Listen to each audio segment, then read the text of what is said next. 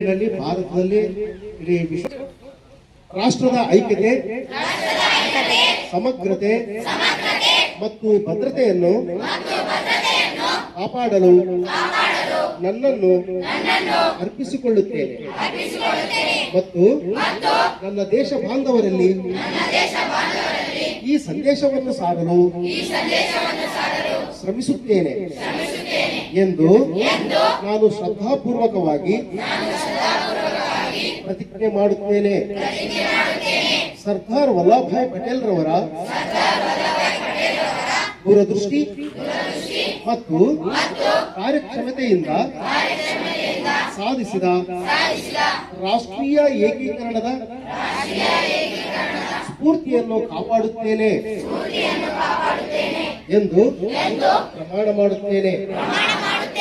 ರಾಷ್ಟ್ರದ ಆಂತರಿಕ ಭದ್ರತೆಯನ್ನು ಖಾತ್ರಿಪಡಿಸಲು ನಾನು ನನ್ನದೇ ಆದ ಕೊಡುಗೆಯನ್ನು ನೀಡುತ್ತೇನೆಂದು ಒಮ್ಮನಸ್ಸಿನಿಂದ ಪ್ರತಿಜ್ಞೆ ಮಾಡುತ್ತಿದ್ದೇನೆ. ಜೈ ಸರ್ದಾರ್ ಜಿ.